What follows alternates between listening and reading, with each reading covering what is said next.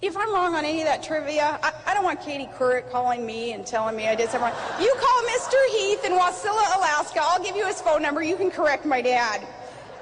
Alaska is the crossroads of the world, the air crossroads of the world.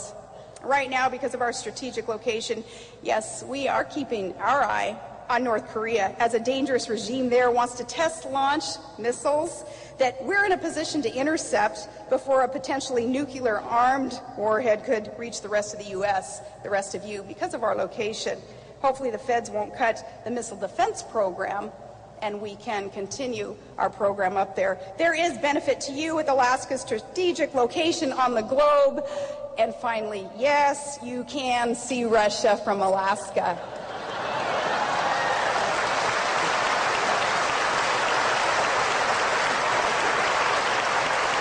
In 1987, a very strong woman, Lynn Cox, she swam the span between the two countries.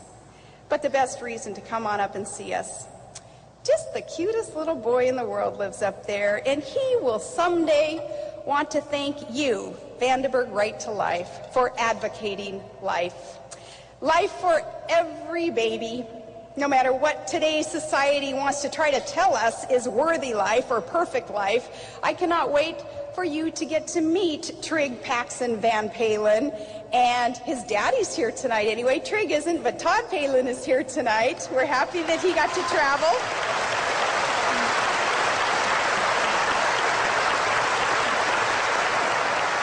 We were very tempted to bring Trig. He started sniffling a little bit about 2 days ago, and he's a pretty typical, almost one-year-old, pretty rowdy on these airplanes now, and I think the sniffles may have been an excuse for Todd to make the decision, we better leave him with Grandma for this 36-hour trip.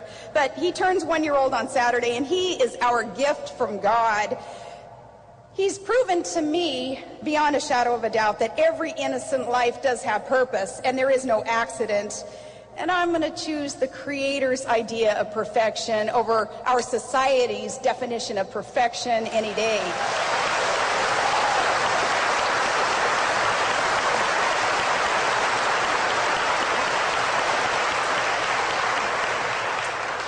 Oh my goodness, it has been an interesting year, and maybe someday I'm going to sit down and write about it and tell you just how interesting it has been. I have learned some things.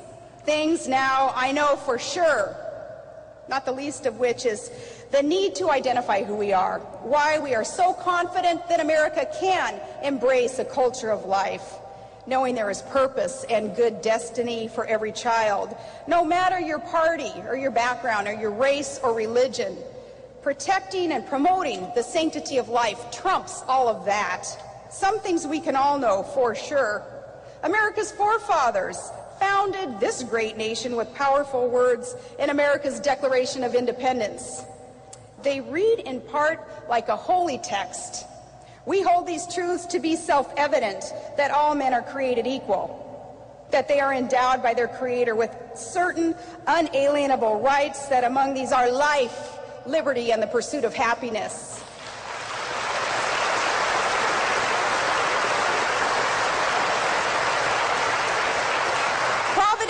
And with so much wisdom, our founding fathers wrote that life is valuable because it is ordained and not because it is utilitarian. That life is precious, whether in the form of a helpless baby or a dependent senior citizen or a special needs kid. I know for sure that my son is perfect just as he is, and I do believe that he's made in the image of God. And I tell Trig's big sisters and his big brother, yeah, he's got more chromosomes than you. That means he wins. I'm going to tell that Smile group the same thing tomorrow. They win. And Tess, whom I met earlier this evening, beautiful Tess, 14-year-old, she wins. Life is valuable because it's ordained. Our babies. Laura Ingraham wrote a book, Power to the People, and she acknowledges in this book that our world sure seems sometimes pretty messed up, and we've got some strange priorities in our society.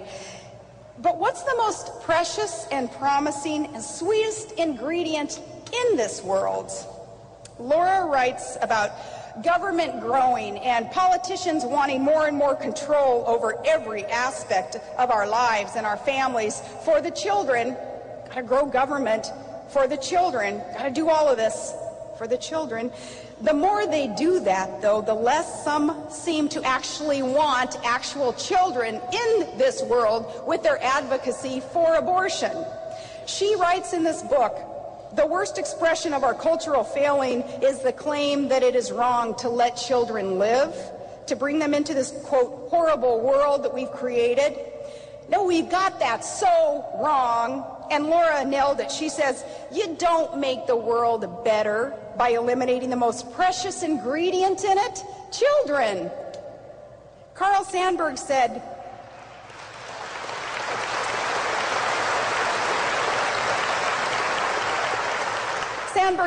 a baby is God's opinion that the world should go on.